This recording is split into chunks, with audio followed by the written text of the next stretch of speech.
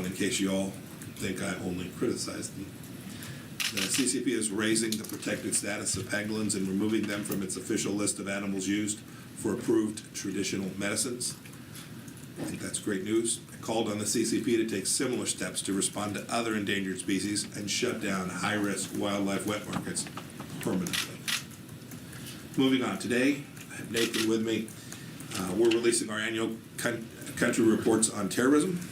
I hope everyone sees that this administration has taken on terrorist threats that other administrations simply downplay. We designated the IRGC, including its Quds Force, as a terrorist organization, the first time the authority has ever been used on a foreign government. We kept pressure on Iranian proxies like Hezbollah by encouraging our partners to designate or ban them, as Paraguay, Argentina, and now the United Kingdom did just last year. Last year, too, we held the first of two ministerials focused specifically on counterterrorism in the Western Hemisphere. No administration has forged closer ties in our hemisphere and alliances working on important problems like counterterrorism as we have done. The Defeat ISIS coalition has remained strong. It's completed the destruction of the so-called physical caliphate in Iraq and Syria. And thanks to our great U.S. military, Abu Bakr al-Baghdadi is dead. Now, to be clear, there's still counterterrorism work to do. ISIS and Al-Qaeda branches and affiliates in Africa, Venezuela, and Cuba, cozy ties with terrorists, and increasing ELN attacks in Colombia are problems that remain.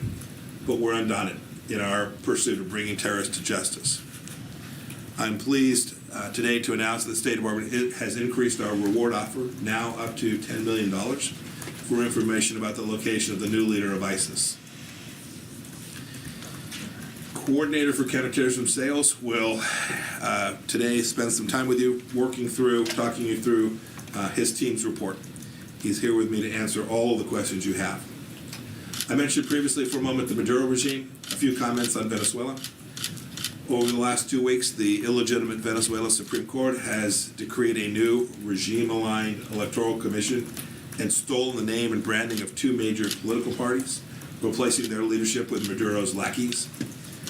These are unconstitutional actions. They make a mockery of democratic processes, and the Venezuelan people are fighting to protect those very freedoms that they so richly deserve.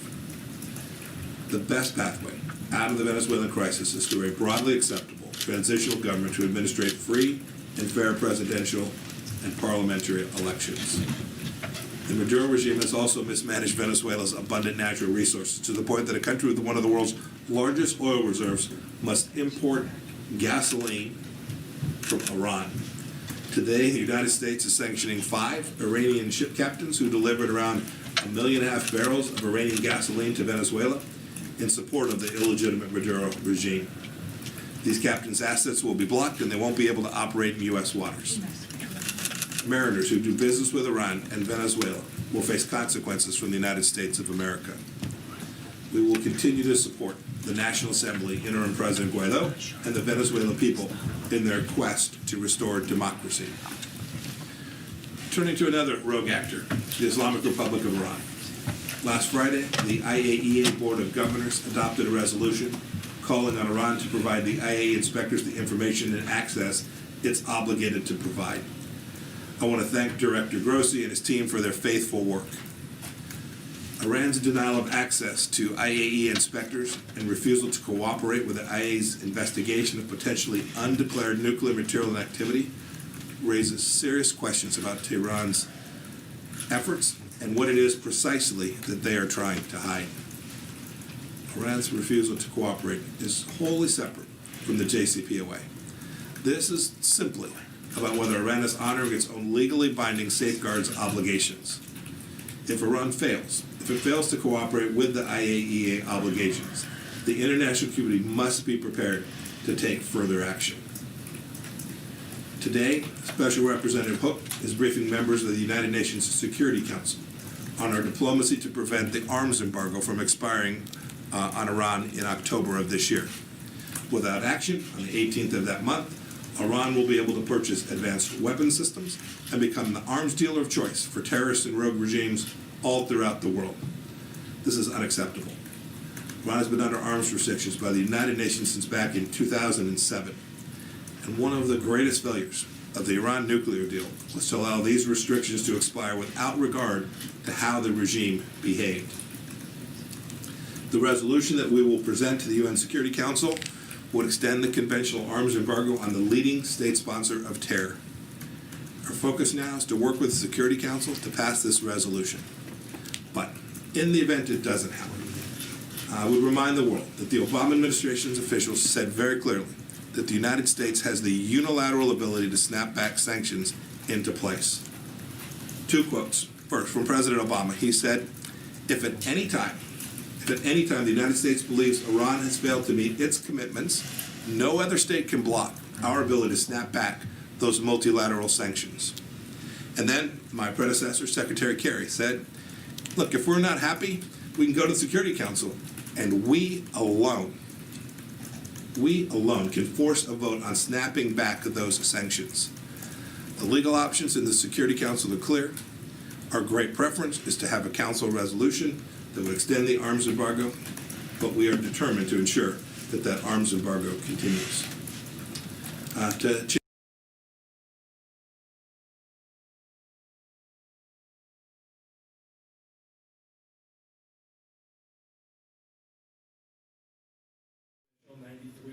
to boost COVID assistance throughout the world, bring the State Department and USAID's assistance total to more than $1.3 billion, across more than 120 countries. Tomorrow, interagency leaders will convene the private sector counterparts as part of our program called Asia Edge, or Enhancing Development and Growth Through Energy. Asia's energy demand is projected to increase by 60% in 2040. And we're proud to work through our revamped Development Finance Corporation to help pair up countries with American companies, the best partners for helping meet that need. Also tomorrow, Senior Advisor to the President Ivanka Trump, Ambassador John Richmond, and I will unveil the 2020 State Department Trafficking in Persons Report. Crushing human trafficking at home and abroad has been a high priority for President Trump and our administration, and you have plenty more tomorrow about how we will continue to do that. One last item. As the country begins to reopen, the Department is getting our passport team back on the field. In the coming weeks, they will aggressively tackle applications that were put on hold because of the pandemic and provide fast and efficient service for Americans that they rightfully expect. Now happy to take some questions. Hi, Raj. Hi. Welcome. Thank you. Hi, good to see you. Good to see you too, Mrs. Secretary. The Iranian President Hassan Rouhani said that Iran has no problem with talk to the United States, and I quote, only if the United States fulfills its obligations under the nuclear deal, apologizes and compensates Tehran for its withdrawal from the 2015 deal. Your response there? Yeah, I mean, that's not remotely serious. The United States has been clear about our expectations. We've been clear about our goals. We asked the Islamic Republic Iran to behave like a normal nation. We're happy to engage in conversations with them when the time is right. But the conditions that suggest somehow we give a bunch of money to the Iranians so they can foment terror around the world is simply ludicrous.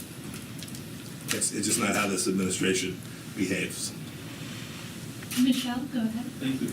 Good morning, Mr. Secretary. Thank you for doing this. Good morning. First, Sudanese foreign minister is saying that your country is nearing a deal with the U.S. Regarding the compensation for the families of victims of embassies bombing. Is this accurate? Are you close to a deal? On Libya, are you willing to for a regional conflict in Libya between Turkey and Egypt specifically, and on Lebanon? The Lebanese people are suffering financially, economically, and politically, and there is no solution in the horizon. How do you view the future? So I'll take them in reverse order. On Lebanon, our policy is very clear. We are fully prepared to support a government that conducts real reforms and operates in a way that is not beholden to Hezbollah. When that comes, when the government demonstrates, whoever that is, demonstrates their willingness and capacity to do that, I think not only the United States, but the whole world will move in to assist the Lebanese government get its economy back on its feet. We're prepared to do that. It's the right thing for the Lebanese people. It's what the protests that are taking place not only in Beirut, but all around Lebanon are asking for. Real reform, real change, a fundamental shift away from Hezbollah as the governing power inside of Lebanon. Second, for Libya. We've worked closely with our European partners to try and get these talks restarted. I was in Berlin now several months back. The mission set remains the same, to get the fighting to stop, to reduce the number of arms flowing there from any place, whether that's from the Turks, from the Russians, from anyone, to reduce the footprint of the military conflict, and then to find a political solution to resolve, to get a stable, peaceful situation in Tripoli and in Libya more broadly. We're still hopeful that we can get all of those who have an interest there to the table to have these discussions and come to a political resolution. Your first question was about Sudan. I spoke with the Prime Minister just a couple of hours ago. We're working very closely with them to try and come to a solution so that we can get the right outcome for their new leadership and for the Sudanese people. I don't have any details that I can share with you, only that my team on the ground there is working very closely with the Sudanese leadership to try and get a really good outcome, and I'm hopeful that that will be forthcoming in the weeks ahead. Person? Yeah, back to Iran. You put the threat on the table again of a snapback of unilateral snapback of sanctions. Does that mean you don't have the support in the UN for an extended embargo that you wish to have? Well, I don't know. Why you By the way, it's not a threat. What I've made clear is U.S. policy. It is unacceptable. It's unacceptable for the Europeans to have equipment inside of Iran, move into Iran, that can threaten the people of Europe. Right? Belgium, Denmark are a threat because of the expiration of an arms embargo on the world's largest state sponsor of terror. I'm hopeful that the whole world will accept the proposition that this arms embargo needs to be extended. There'll be an arms merchant too. Not only will they take weapon systems in and purchase high-end weapon systems from Russia and China, but they'll sell their weapon systems all across the world too. This is a rogue regime. They shouldn't have the capacity to do that, and I'm very hopeful that the whole world, when we come to the point when this decision must be made, that they will come to the same understanding that the United States has, that this is dangerous for the world for this to have expired. Can I have a follow-up on this? Sure, go ahead. You said you don't know. Does it mean you don't know you have enough support in the UN, or does it mean you don't know how the Europeans and the Russians and the Chinese will act? We are out working diligently to make sure everybody understands the risk that's associated with the arms embargo expiring. This is really dangerous for the whole world, for the region. The Gulf states know it too. There's tremendous support for what it is we're trying to do. I think all but a couple of nations understand that this should not expire, and there's going to be a discussion about how it is that we extend it. Myra, last question. Hello, Mr. Secretary. Hi. Israel may be annexing parts of the West Bank and Jordan Valley in a week, and Jordan has said annexation could kill its peace treaty with Israel. UAE's ambassador to the U.S., Otaiba, said it would end any hopes of normalizing relations with the Gulf and Arab states. So my question is, how concerned are you about the potential ramifications of annexation, and do you favor an incremental approach or an immediate annexation of 30% as proposed in the White House peace plan? And very quickly, are you trying to discourage or encourage European nations to keep the United States off a list of countries for travel ban? They said that they're not looking to open travel with U.S. when they reopen next month. And how can you argue that given the high rate of COVID here? Thank you. So as for your second question, we've been working with countries all across the world, including our friends in Europe and the EU proper, to determine how it is we can best safely reopen international travel.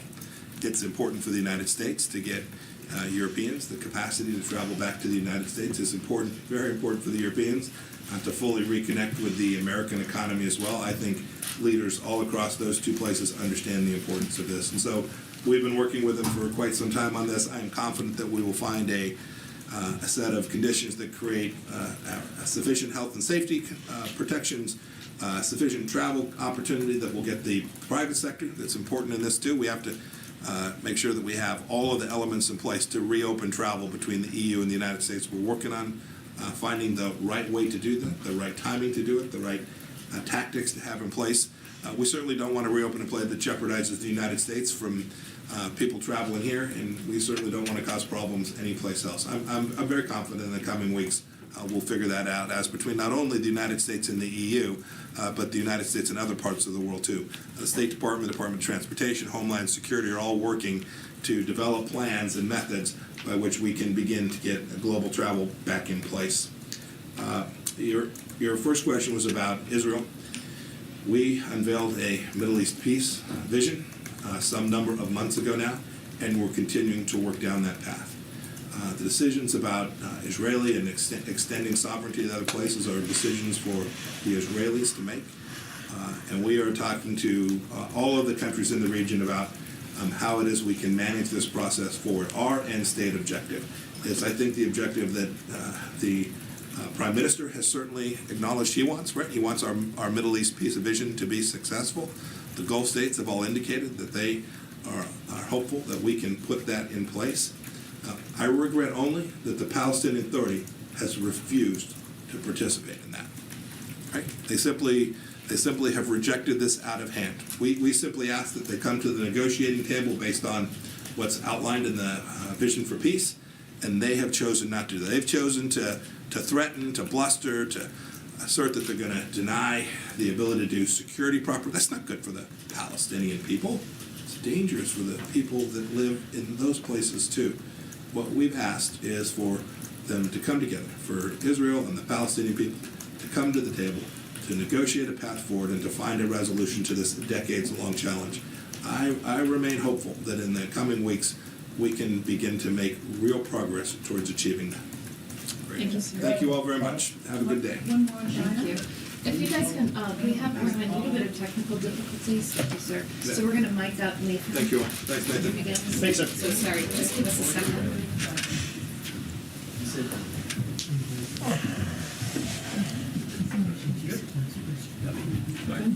Okay.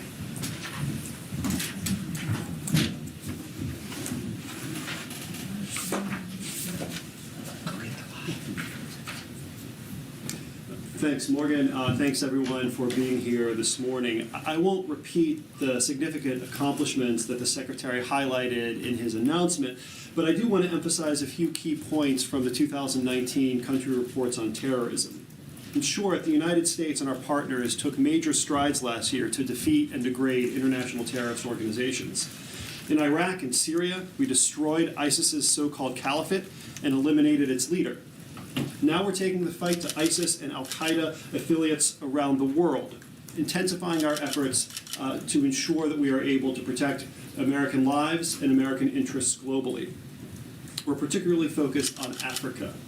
In 2019, ISIS-affiliated groups were active across the continent, including in the Sahel, the Lake Chad region, and East Africa. As for al-Qaeda, its African affiliates are among the world's most dangerous terrorist groups, including al-Shabaab in the Horn,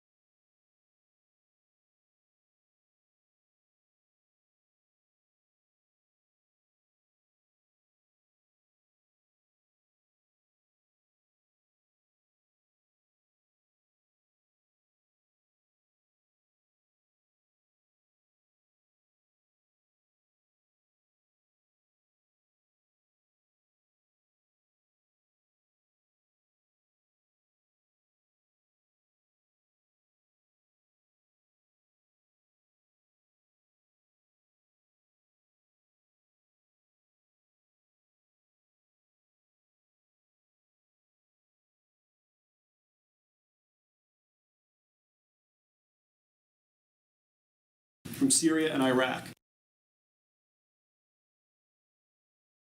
facing criminal charges. Capacity to detect that no other government can. The ultimate goal is to enable government needing to rely on the United States for identify key priorities and efforts to counter terrorist threats using all tools of the resulting successes are clearly. With that brief summary, I'd be happy to answer some questions.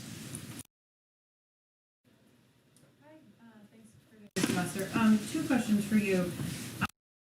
The full report yet, but last year the report talked about ISIS evolving worldwide. I know that you just discussed the caliphate of ISIS being gone in Syria and Iraq, but worldwide, what's the update? Has it grown or has it shrunk since last year? It's evolved. We're seeing a continued evolution in ISIS from a entity that purported to control territory to one that is instead a network, a global network that reaches every inhabited continent. And this network not only plans and commits attacks on its own, it also continues to inspire individuals to commit attacks of their own devising. And as an example of that, I would refer you to the Easter Sunday attacks in Sri Lanka last year. A gruesome and vivid example of what ISIS-inspired terrorists are capable of doing. And so as ISIS evolves into a global network that lacks a physical so-called caliphate, it's important for the United States and our partners to evolve as well in using a different set of tools to get at this challenge. Sometimes military force is the appropriate tool. We saw that in Syria and Iraq. But oftentimes in this new stage of the fight, we will be prioritizing law enforcement to prosecute ISIS-affiliated terrorists for the crimes they've committed. Counterterrorism finance to cut off the flow of money to ISIS and its affiliates around the world. Counter-messaging so that we can delegitimize the radical ideology that ISIS uses to inspire the next generation of recruits. And border security measures to ensure that ISIS fighters are not able to enter the United States or cross international borders where they could wreak havoc. Thanks. Can I ask you one question on China? Yeah. So the report points out that the Chinese have, put together these Uyghur detention camps, and it says that, quote, the actual goal that the United States assesses is that it's the repression of religious and ethnic minorities in these camps. How effective is it to have something like this written in the report, to have a stated policy goal of being opposed to these detention camps, when there are reports that the president told President Xi that he could keep building these concentration camps? Well, look, I'm not going to play the Washington, D.C. rumor mill game. The position of this administration has been clear from the get-go.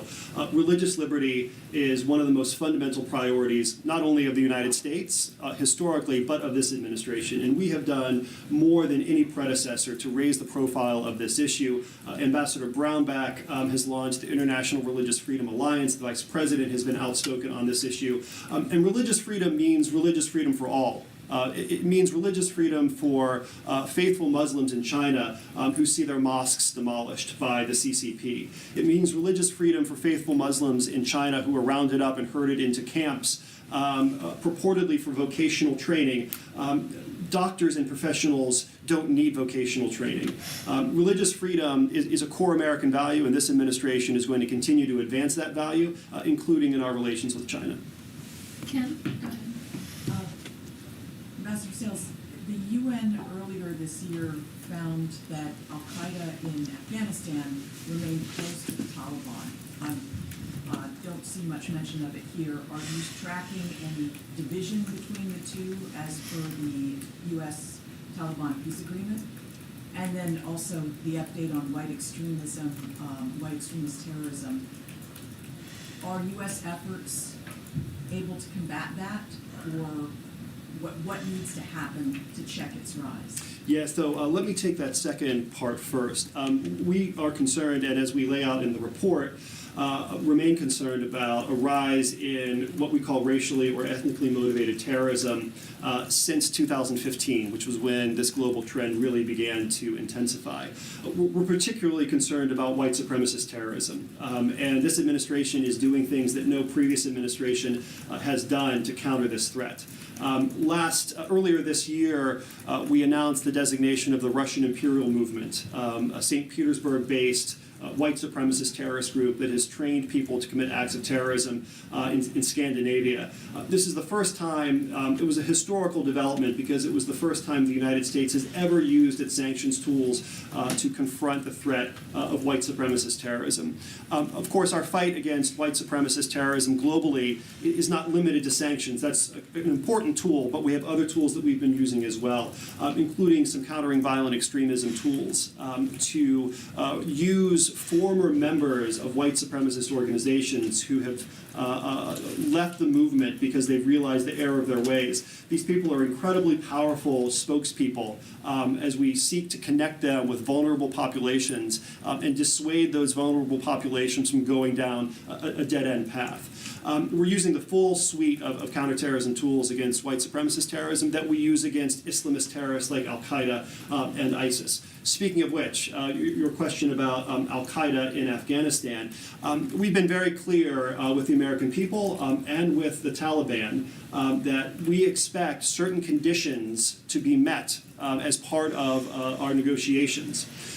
We have honored our commitments with respect to troop presence in Afghanistan thus far, and we expect the Taliban to honor their commitments to make a clean break from all terrorist organizations. Our end state in Afghanistan is that it can never again be allowed to be a platform for terrorist activity that threatens the U.S. homeland, that threatens our people abroad, or that threatens our allies or interests. Saeed? Thank you. Thank you, Morgan. Thank you, Ambassador. Sir, do you think that extrajudicial killing by an occupying force should be considered as a form of state terrorism? The reason I ask you is because yesterday the Israelis killed a young relative of mine, 27 years old, for doing nothing. So how should such an incident be accounted or counted or classified? And how should it be investigated? Thank you. So I'm very sorry to hear about the loss. Having heard about it now for the first time, I'm not in a position to comment on how to characterize a particular incident. But as a general matter, I can tell you that it is appropriate and necessary for nations to use force in appropriate circumstances to defend themselves against terrorist threats. Another principle is equally true, and that is when using military force, all nations must comply with the law of armed conflict to ensure that force is only directed at actual combatants, actual threats, and not at innocent civilians. How those two related principles apply in a given case, I can't answer that in the abstract, but the U.S. position on the use of force and the need to comply with the law of armed conflict has been clear for decades. Robert, go ahead. Thank you, Morgan. Thank you, Mr. Ambassador. So the State Department issued its determination about Hong Kong in pursuant to the Hong Kong Policy Act and the Hong Kong Human Rights and Democracy Act. And the determination was that Hong Kong was not sufficiently autonomous to enjoy differential treatment with respect to how the State Department treats China. Just wondering, at what point do we see what action will be taken in line with that determination with respect to Hong Kong? And a follow-up question is, our understanding is that there is also supposed to be a separate report on Hong Kong's export controls, and so we're wondering when we might see that report. Thank you. On the second, I don't have anything to share with you on that, but if you follow up with us offline, I'm sure we can connect you with the right people who are tracking that. Hong Kong has been a bastion of liberty, and Hong Kong's prosperity is intimately connected to its status as a beacon of liberty. Our policy has been clear, and our expectations with the Chinese Communist Party have been clear. China made certain commitments to the UK. It made certain commitments to the world in connection with the Sino-British Declaration. We expect China to live up to its commitments. We expect China to honor its word and allow the people of Hong Kong to continue to enjoy the liberties and therefore the prosperity that have made Hong Kong the envy of that part of the world and indeed the rest of the world. Carol, and then we'll get Nick, I think. There's the two that haven't gone yet. Ambassador, some of the white supremacist groups that you mentioned overseas have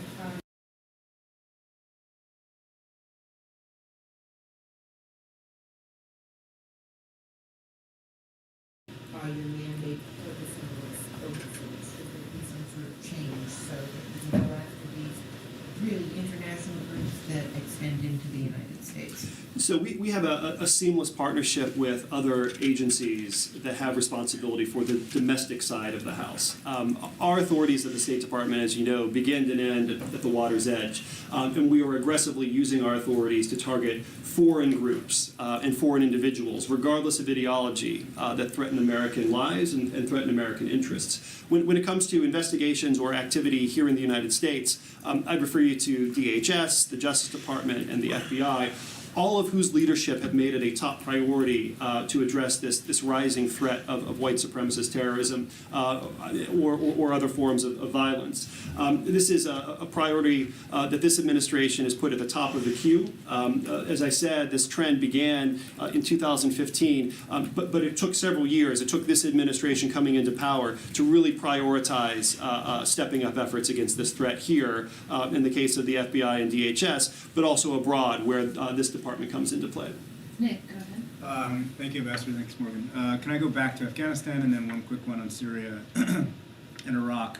To Kim's particular question, have you seen ongoing connections between al-Qaeda and the Taliban as part of this report? And on Syria and Iraq, you mentioned that there are places where you're working on law enforcement with ISIS and, of course, with the military. Does the report detail how ISIS took advantage of some political vacuums in Iraq and some of the protests in Iraq in order to expand?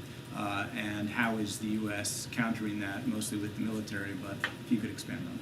Sure. On Afghanistan, I can't comment on any intelligence matters, but our position is not a secret. It's not a secret to you or the American people, nor is it a secret to the Taliban. We expect the Taliban to live up to the commitments they have made, including a break from any terrorist organization that operates in Afghanistan that could threaten the United States. We'll be monitoring very closely to ensure that the Taliban does in fact live up to its commitments and its obligations under the agreement. With respect to ISIS in Iraq, we've, as I said, destroyed the caliphate, as the Secretary said, destroyed it in its entirety, but the ISIS threat still remains. And so we have to be very mindful of the need to keep up the pressure. I've talked about ISIS networks around the world, and that it is true with respect to those networks, but we also have to keep our eye on the ball in Iraq, in Syria, to prevent any ISIS remnants from reconstituting, to prevent them from continuing attacks. And so we work with partner forces on the ground, we work with the de-ISIS coalition, we work with the Iraqi government to make sure that we're able to use the full suite of national tools of power to get at that threat. Quickly, Arash. Mr. Ambassador, just doing a quick research on the report that you just released, and I noticed that the Islamic Republic of Iran has been mentioned 109 times in your report. Is it fair to say that the Islamic Republic of Iran poses the biggest threat when it comes to terrorist activities around the world to the United States? And in part of that report, it talks about the connection between Iran and al-Qaeda operatives. What evidence do you have to show that Iran is helping or harboring al-Qaeda operatives? Thanks for the question. It's difficult to rank order the terrorist threats that we face. We have to take them all seriously, and we do take them all seriously, whether it's ISIS or Al-Qaeda or whether it's Iran. Of particular concern when it comes to Iran is the fact that it is a state, it has the capabilities, and it has the resources of a state. And when you introduce the concept of state sponsorship, the additional resources, the additional capabilities that an SST like Iran can bring is a reason for a severe concern. And we're seeing the results of that all around the world. Last year we saw, or the year before, we saw a series of Iranian plots to commit assassinations in the heart of Western Europe. We see Iran bankrolling terrorists in the Middle East, to include Hezbollah, Shia militia groups in Iraq that are responsible for attacks on American personnel there, diplomats and soldiers alike, and that are also involved last year in ruthlessly suppressing peaceful political protests in Iraq. 109 times, I'm surprised it wasn't 110, given the scope of Iranian terrorist malignity around the world. There was another question in there that about the linkage between Al-Qaeda and Iran. Right, and so when you see Iranian fingerprints on so many different terrorist groups around the world, it shouldn't come as a surprise that Iran would also have connections to Al-Qaeda. I can't comment on intelligence matters, but what we have said publicly in the past is that after 9/11, Iran failed to comply with its obligations to take into custody and extradite for prosecution Al-Qaeda operatives who were linked to the attacks. More recently, we have said publicly that Iran has allowed Al-Qaeda operatives freedom of movement within Iran to enable the movement of fighters and money into conflict zones in neighboring countries. If Iran wants to rejoin the community of responsible nations, here's a start. Crack down on the terrorists that caused 9/11, crack down on the terrorist proxies that foment violence around the world. Okay, thank you. Thank you. And thanks, everybody. Have a good day. Thank you, Morgan. Morgan, thanks. Morgan, you have a minute? I do.